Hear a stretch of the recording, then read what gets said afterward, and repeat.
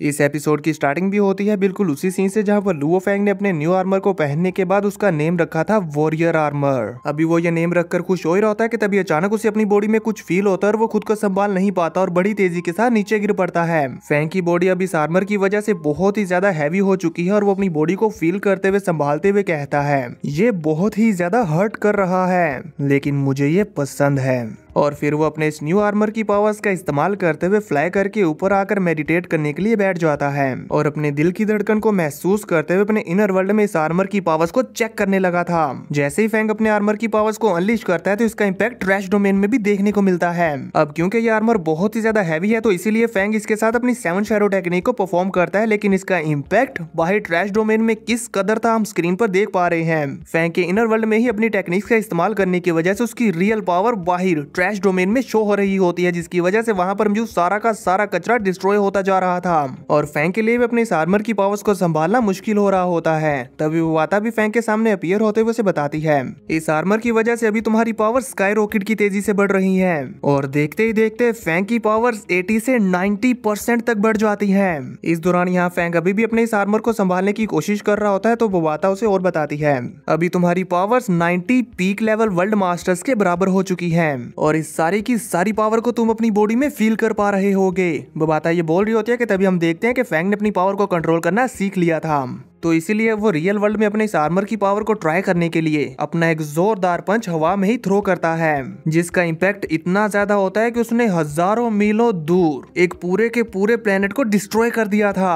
सिर्फ और सिर्फ फेंग के एक हवा में लगाए हुए पंच के इम्पैक्ट ने ही पूरे प्लेनेट को डिस्ट्रॉय कर दिया। इसी से हमें अंदाजा हो जाता है कि उसकी पावर्स अब किस कदर बढ़ चुकी है। बबाता तो ये देखकर इतनी ज्यादा शॉक्ड हो चुकी होती है कि वो अपना सर पकड़ लेती है और कहती है oh my God Luo Feng, अब तो ऐसा कुछ नहीं है जो तुम डिस्ट्रॉय नहीं कर सकते। फेंग अपने इस न्यू आर्मर से अपनी पावर्स को इतना ज्यादा बढ़ा हुआ देखकर काफी ज्यादा खुश हो रहा होता है कि तभी वो आता उसके सामने आते हुए पॉइंट करते हुए बताती है तुम्हारी बॉडी जो बर्डन बर्दाश्त कर रही है उससे एक्चुअली इस आर्मर का ग्रेट पोटेंशियल प्रूव हो जाता है। और फिर वो बड़े गौर से फेंग के चारों तरफ चक्कर लगाते हुए इस आर्मर को चेक करते हुए कहती है इस आर्मर की फुल पावर्स को अनलीश करने के लिए पीक लेवल वर्ल्ड मास्टर की स्ट्रॉन्ग बॉडी की जरूरत है। जब तुम उस लेवल पर पहुंचोगे तो तुम पीक लेवल वर्ल्ड मास्टर से 1000 टाइम्स ज्यादा पावर अनलीश कर सकोगे। जब ऐसा होगा तो ये पावर ऑलमोस्ट हमारे मास्टर के बराबर होगी। यानी कि दोस्तों अगर लुओ फेंग अपनी ह्यूमन बॉडी को वर्ल्ड मास्टर लेवल की पीक पर ले जाता है तो उसकी पावर्स इस आर्मर की वजह से इमोर्टल लेवल पर पहुंच चुकी होंगी। बबाता की ये बात सुनने के बाद फेंग उससे कहता है मैंने ये एक्सपेक्ट नहीं किया था कि ये आर्मर इतनी ज्यादा पावर होल्ड करता होगा, लेकिन मैं इसे फील कर सकता हूँ, पर मेरी अभी की ह्यूमन बॉडी के साथ मैं इसकी फुल पावर को अनलीश नहीं कर सकता। ये आर्मर इतना ज्यादा स्ट्रॉन्ग है कि इसकी वजह से जो पेन मैं महसूस कर रहा हूँ वो मामूली लग रहा है। वो ये कहते हैं कि तभी उसे किसी की कॉल आने लगती है और जैसे ही फेंग उस कॉल को पिक करता है तो हमें देखने को मिलता है कि ये तो किंग लोंगयू है। जैसे ही वो फेंग के सामने अपीयर होते हैं तो वो फेंग को देखकर एकदम से चौंकते हुए हैरानी के साथ देखते रह जाते हैं। दरअसल वो फेंग के इस न्यू आर्मर की लुक को देखकर काफी हैरान हो चुके थे और उनकी तो नजर उससे हट ही नहीं रही थी, तो फेंग उनका ध्यान भटकाने के लिए करता है अब किंग लोंगयू से बताते हैं लुओ फेंग, हमने काइजर के मर्डर केस पर प्रोग्रेस की है। कंपनी के इन्वेस्टिगेटर्स ने टाइजिन यूनिवर्स के प्लेनेट बूमू पर उसके ठिकाने के बारे में पता लगाया और उसके बारे में और भी कई सारी जानकारी इकट्ठा की, पर जब वो मुझे इस बारे में बताने लगे तो अचानक से हमारा कम्युनिकेशन कट ऑफ हो गया। इसके फौरन बाद हमने देखा कि प्लेनेट बूमू एक धमाके के साथ ब्लास्ट हो गया और इसकी वजह से वहां रहने वाले 22 बिलियन लोग अपनी जानों से हाथ धो बैठे। ये जानकर तो फेंग को झटका लगता है और वो गुस्से में कहता है उसके ट्रेसिस को कवर करने के लिए उन्होंने इतने सारे लोगों की जानों को सैक्रिफाइस कर दिया।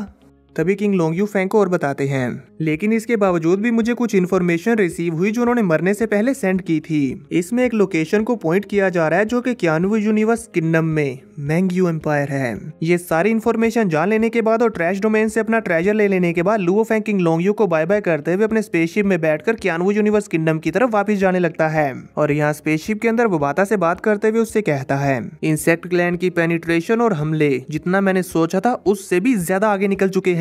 हालांकि अभी मैंने और किंग लोंगयू ने मैंगयू एम्पायर के इस क्लू के बारे में कंपनी को रिपोर्ट कर दिया है, पर मैं नहीं जानता कि कंपनी इस बारे में जानने के बाद क्या एक्शन लेगी। फेंग अभी ये बोल ही रहा होता है कि तभी उसे कंपनी की तरफ से एक ईमेल रिसीव होता है जिसे देखकर वो भी चौंक गया था।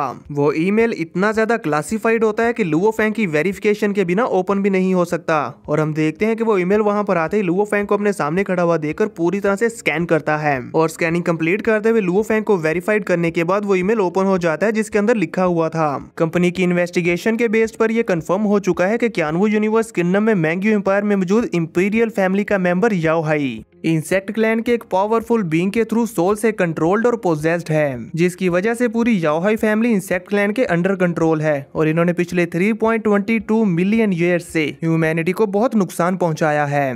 करंट ऑर्डर, क्यानवू यूनिवर्स किंगडम के सुपरवाइजिंग इनवॉय लुओ फेंग को अनडाइंग लेवल याओ हाई को किल करने का ऑर्डर दिया जाता है और साथ ही साथ उसकी फैमिली के टोटल 1.2 बिलियन लोगों को भी। ऐसा करने के लिए आप जिन रिसोर्सेज का इस्तेमाल कर सकते हैं वो ये है। Number 1, the 9th corps of the Qianwu universe kingdom. Second, golden horn clan की Taiwan division operation team. And third, virtual universe company का इंटेलिजेंस सिस्टम। लुओ फेंग बड़े गौर से इस ईमेल को पढ़ रहा होता है तो वो बाता इसे पढ़ने के बाद फेंग से कहती है, इसका मतलब कि तुमने जो इन्फॉर्मेशन प्रोवाइड की थी वो वाकई ही यूजफुल थी। तो अब फेंग भी उस ईमेल को पढ़ने के बाद कहता है, the divine ruler of Mangyu empire Yao Hai. ये नेम पढ़ते ही फेंग के माइंड में वो पर्सन आ जाता है जिसका कि ये नेम है। फेंग ने उसे बैंक्वेट में देखा था, इसीलिए वो कहता है, अब पता चल रहा है कि ये इंसेक्ट मॉन्स्टर्स के थ्रू कंट्रोल्ड हो रहा था। फेंग को तो यकीन नहीं हो रहा था कि इंसेक्ट क्लैन के थ्रू कंट्रोल्ड हो जाने के बावजूद भी ये इतना नॉर्मल बिहेव कैसे कर सकता है। तभी वो वाता फेंग से कहती है, कंपनी ने तुम्हें इन इंसेक्ट मॉन्स्टर्स को मारने की फोर्स का लीडर बनाया है। इसका मतलब है कि अब वो बदला लेने के लिए तुम्हें इजीली टारगेट बना लेंगे और इसी वजह से ही अब से इंसेक्ट क्लैन के तुम्हारे अगेंस्ट असैसिनेशन अटेम्प्ट्स और भी ज्यादा तेजी के साथ होने वाले हैं। साथ ही साथ इशारों में भी बता रही होती है कि अब उनके हाथों तुम्हारा बच पाना मुश्किल हो जाएगा। तो इस पर फेंग अपना पंच रेडी करते हुए कहता है, उन्हें आने दो, एक दिन मैं डेफिनेटली इंसेक्ट क्लैन को हमारी ह्यूमन टेरिटरी से कंप्लीटली वैनिश कर दूंगा। अब सीन कट होता है, हमें दिखाया जाता है कि लुओ फेंग अपने स्पेसशिप से निकलकर कंपनी के स्पेसशिप में पहुंच जाता है और फिर कंपनी के दिए हुए इस अर्जेंट मिशन को पूरा करने के लिए अपनी फोर्सेस के आने का इंतजार कर रहा होता है। थोड़ी ही देर में हमें देखने को मिलता है कि लुओ फेंग के सामने स्पेस में कई सारे पोर्टल्स ओपन होना शुरू हो जाते हैं और उनमें से लातादाद स्पेसशिप्स आ रहे थे। कुछ ही देर में फेंग के आसपास की सारी स्पेस छोटे छोटे स्पेसशिप्स और बड़े बड़े मदरशिप्स के साथ भर जाती है। बबाता उन्हें देखते हुए फेंग को कहती है, ताइवान डिवीजन ऑपरेशन टीम और entire 9th legion of Qianwu universe kingdom इकट्ठा हो चुके हैं। इस पर फेंग हल्का सा मुस्कुराता और फिर हाथ बांधकर वहां पर किसी के आने का इंतजार करने लगता है। तभी हमें देखने को मिलता है कि अपनी दोनों की दोनों टीम्स को लीड करते हुए यहाँ पर लाने के बाद मिस जुई और एल्डर सेमस लुओ फेंग के पास आते हैं। यहाँ मिस जुई लुओ फेंग से कहती है, जब से लुओ फेंग को इन्वॉय के तौर पर अपॉइंट किया गया है उसने सक्सेसफुली गोल्डन हॉर्न क्लैन के कॉन्फ्लिक्ट को रिजोल्व कर दिया और अब कंपनी खामोशी से 9th लीजन को इकट्ठा होने के लिए इंस्ट्रक्ट कर रही है और लुओ फेंग तुम्हारे ऑर्डर्स का इंतजार करने के लिए भी बोला है। क्या इस बार तुम्हारा कोई और बड़ा प्लान है? उनकी बात पूरी हो जाने के बाद लुओ फेंग उनकी बात का आंसर करते हुए आगे बढ़ते हुए उनसे कहता है, मिस जुई 9th लीजन टीम आपकी कमांड के अंडर है, जो कि आउटर स्पेस बैटलफील्ड में एक इलाइट फोर्स है। इस सेक्शन में मुझे आपके असिस्टेंस की भी जरूरत है। ये कहते हुए फेंग उनकी तरफ अपना हाथ आगे बढ़ाता है। मिस जुई फेंग की ये बात सुनने के बाद थोड़ी देर के लिए सोचती है और फिर कहती है, वेरी गुड, तुम वाकई वॉर कमांडर की पोजीशन पर होना डिजर्व करते हो। ये कहते हुए वो फेंग के साथ हाथ मिलाती है। इसका मतलब है कि वो फेंग को इस बैटल में असिस्ट करने के लिए तैयार है। तभी हम देखते हैं एल्डर सेमस को, जो कि अपनी पूरी ताइवान डिवीजन टीम को लेकर आ चुके थे। वो और उनकी पूरी टीम रिस्पेक्टफुली लुओ फेंग को ग्रीट करते हैं। तो फेंग एल्डर सेमस को भी अपने पास बुलाता है हाथ मिलाने के लिए। एल्डर सेमस आगे बढ़ते हुए फेंग के साथ हाथ मिलाते हैं और फिर फेंग उनसे कहता है, तो अब फेंग उनसे कहता है, सब लोग प्लीज मेरे साथ आएं, ये मिशन एक टॉप क्लास सीक्रेट है। और फिर वो उन्हें अपने इस मिशन की प्लानिंग के बारे में बताने लगता है, जिसमें वो उन्हें बताता है कि वर्चुअल यूनिवर्स कंपनी ने मैंग्यू एम्पायर के सारे कम्युनिकेशन नेटवर्क्स को ब्लॉक कर दिया है और हमारी फ्लीट के अंदर और बाहर की सारी मूवमेंट्स रियल टाइम में कंपनी के थ्रू मॉनिटर की जाएगी। हमारे इस मिशन का टारगेट है याओ हाई फैमिली के सारे 1.2 बिलियन मेंबर्स को डिस्ट्रॉय करना, जो कि इंसेक्ट क्लैन के हाथों की कठपुतलियां बन चुके हैं। हमें उन सभी को बिना कोई सबूत छोड़े खत्म कर निकलना होगा। फेंग से मिशन का सारा प्लान जान लेने के बाद एल्डर सेमस लुओ फेंग से कहते हैं, मेरे गोल्डन हॉर्न क्लैन से ताइवान डिवीजन ऑपरेशन टीम, जिसमें 6 पीक लेवल अनडाइंग वॉरियर्स हैं, वो सभी आपके ऑर्डर्स मानने के लिए तैयार हैं। इतना कहना था कि वो सभी एक बार फिर से लुओ फेंग को ग्रीट करते हैं। तभी मिस जुई फेंग से कहती है, मेरी क्यानवू यूनिवर्स किंगडम की 9th सेना, जिसमें 100 अनडाइंग, 10,000 वर्ल्ड मास्टर्स और 1 मिलियन यूनिवर्स लेवल सोल्जर्स हैं, ये सभी तुम्हारे ऑर्डर्स मानने को तैयार हैं। ये बोलकर वो भी फेंग के सामने ग्रीट करती हैं, तो उनकी पूरी की पूरी सेना फेंग के सामने ग्रीट करती है। हमें इनकी इस पूरी लीजन का व्यू दिखाया जाता है कि ये कितनी बड़ी सेना है। फेंग इन सभी को देखते हुए मन ही मन हैरान हो रहा है। वहीं बबाता, जो कि फेंग के रिस्टी डिवाइस में अपने वर्चुअल वर्ल्ड में है, वो अपने थ्रोन पर बैठी हुई खुश होते हुए कहती है, एक मैसिव ऑपरेशन जिसमें हंड्रेड्स ऑफ अनडाइंग है।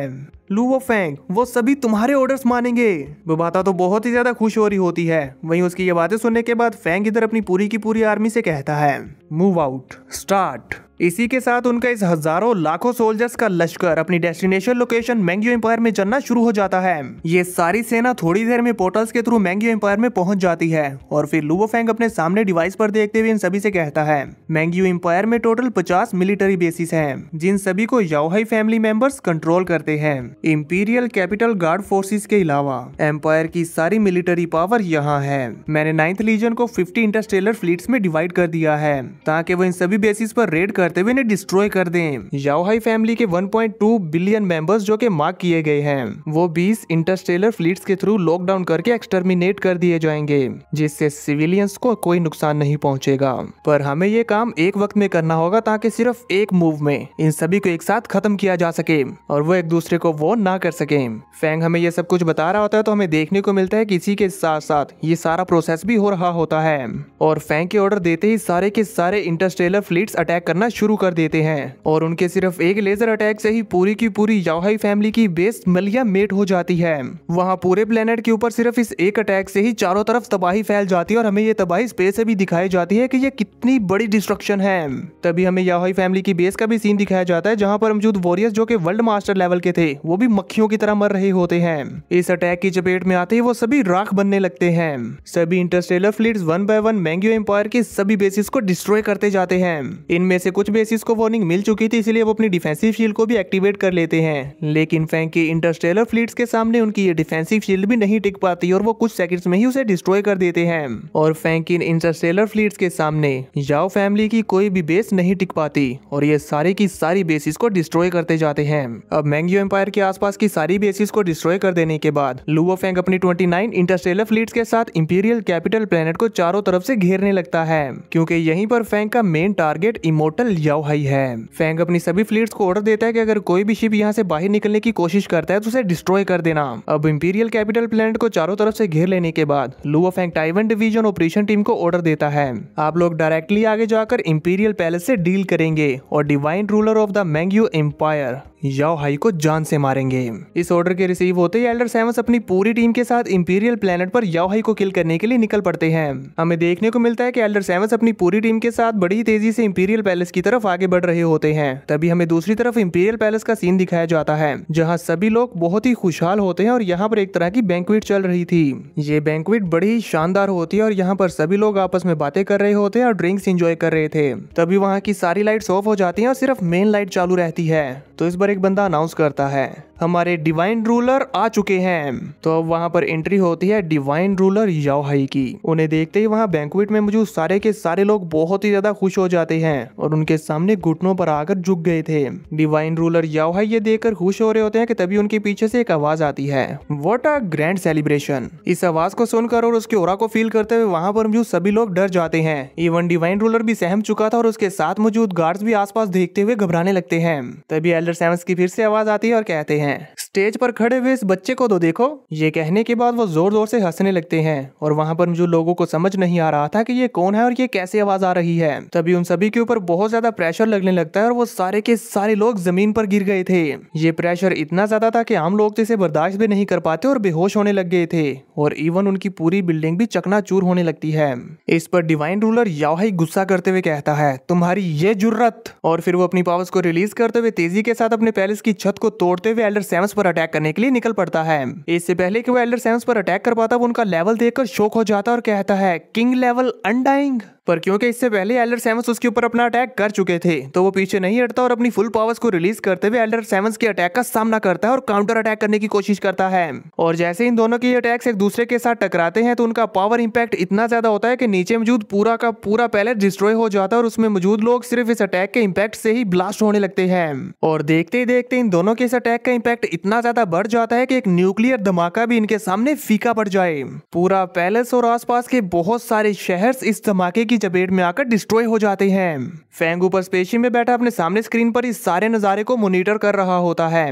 वहीं इंपीरियल प्लेनेट पर हम देख पाते हैं कि जो लोग इस धमाके की चपेट में नहीं आए थे वो हैरान परेशान होते हुए कहते हैं ये कैसे हो सकता है, इंपीरियल पैलेस डिस्ट्रॉय हो गया। हमें देखने को मिलता है कि एल्डर सेवंस के सिर्फ इस एक अटैक में ही डिवाइन रूलर याओ हाई जान से हाथ धो बैठे थे, इसीलिए एल्डर सेवंस भी यहाँ पर काफी इतरा रहे होते हैं।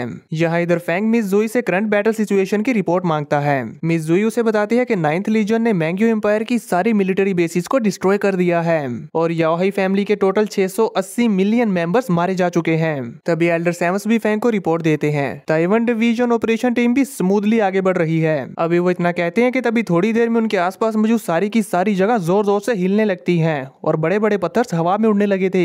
ये होता हुआ देखकर एल्डर सेवंस और उनके साथियों को कुछ भी समझ नहीं आता कि ये क्या हो रहा है। तभी लुओ फैंग भी उनसे कहता है यहाँ कुछ गड़बड़ है कि तभी एल्डर सेवंस के नीचे की जमीन से बड़े बड़े इविल प्लांट मॉन्स्टर्स निकलना शुरू हो जाते हैं। वो उन्हें देखते हुए काफी हैरान हो गए थे, इसलिए अपनी पूरी टीम को लेकर पीछे आ जाते हैं। वो बातें इन इविल प्लांट्स को देखते हुए लुओ फैंग को बताती है। अनडाइंग लेवल पर पहुंचने के बाद एक वॉरियर के पास इटर्नल बॉडी आ जाती है, जिसकी वजह से अगर उसकी बॉडी का हर एक सेल डिस्ट्रॉय भी हो जाए तो भी वो खुद को इकट्ठा करते हुए अपनी बॉडी को रीजनरेट कर सकते हैं। और यही सेम प्रोसेस हमें स्क्रीन पर होता हुआ दिखाया भी जाता है, जिसकी वजह से याओ हाई की बॉडी दोबारा से रीजनरेट हो जाती है और वो जिंदा हो गया था।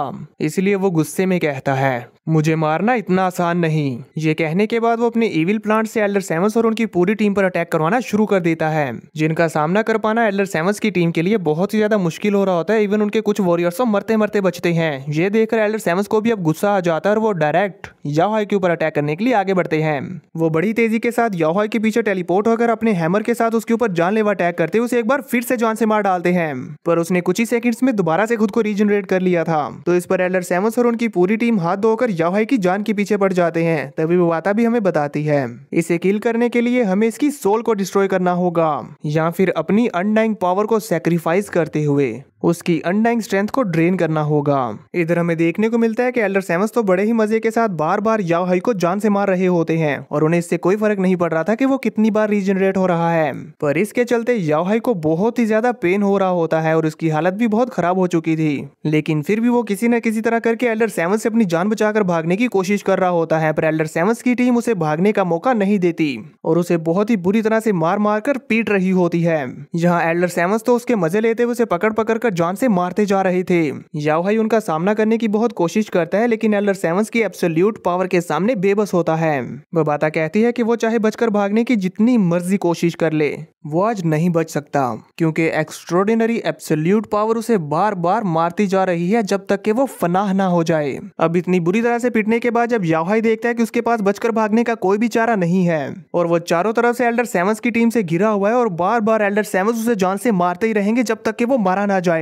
इतना ज्यादा पेन बर्दाश्त करने के बाद अब उसके सब्र का बांध टूट जाता है और अपनी फुल पावर्स को अनलिश करता है और उसके पास इंसेक्ट क्लैन की जो सबसे पावरफुल टेक्निक थी उसने उसका इस्तेमाल करते हुए एल्डर सेवंस और उनकी पूरी टीम के ऊपर स्पिरिचुअल अटैक कर दिया था, जिसकी वजह से उन्हें बहुत ही ज्यादा पेन होने लगता है और इस अटैक ने उनकी सोल पर इफेक्ट किया था। फैंग और याओ हाई स्पेसशिप में यहाँ पर याओ हाई की इस टेक्निक को देख पा रहे होते हैं, तो इसीलिए उसे देखते हुए डेलन फैंग को बताता है ये इंसेक्ट क्लैन का एक टिपिकल सोल अटैक है, एग्जैक्टली वैसा ही जैसे कि ओरिजिनल इंसेक्ट क्लैन के लोग इस्तेमाल करते हैं। कोइजन की यह बात सुनते हुए फैंग बड़े ही गौर से इंसेक्ट क्लैन के उस अटैक को देख रहा होता है। वहीं उधर याओ हाई अपनी सारी की सारी पावर का इस्तेमाल करते हुए कंटिन्यूसली उस अटैक को कंटिन्यू रखता है ताकि वो एल्डर सेवंस और उनकी पूरी टीम को जान से मार सके। पर हम देख पाते हैं कि एल्डर सेवंस अपनी एब्सोल्यूट पावर्स का इस्तेमाल करते हुए याओ हाई के इस अटैक से निकल जाते हैं और उन्होंने अपनी सबसे पावरफुल टेक्निक का इस्तेमाल करते हुए अपने हैमर को बहुत ही बड़ा बनाकर अपनी एब्सोल्यूट पावर के साथ याओ हाई के ऊपर थ्रो कर दिया था।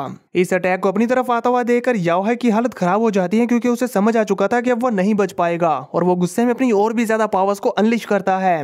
तभी एल्डर सेवंस भी अपने इस अटैक में अपनी और भी ज्यादा पावर्स को रिलीज करते हुए अपनी फुल पावर के साथ उसे याओ हाई के साथ हिट करवा देते हैं और एक जोरदार ब्लास्ट के साथ ये एपिसोड यहीं पर खत्म हो जाता है। तो देखेंगे नेक्स्ट एपिसोड में कि क्या याओ हाई मारा गया या नहीं। आप सब दोस्तों को क्या लगता है मुझे नीचे कमेंट करके जरूर बताना। चलो अब साथ ही यहाँ पर ट्रेलर की बात करते हैं। नेक्स्ट एपिसोड के ट्रेलर में हमें दिखाया जा रहा है कि एल्डर सेवंस के इस खतरनाक अटैक के बावजूद भी याओ हाई उनके इस हमले से बच जाएगा और अपनी और भी ज्यादा पावर्स का इस्तेमाल करते हुए उन्हें जान से मारने की कोशिश करेगा और इवन खुद को ही सेक्रीफाइस कर देगा ताकि वो याओ हाई और साथ ही साथ लुओ फेंग और उनकी सारी की सारी बैटल टीम को खत्म कर दे।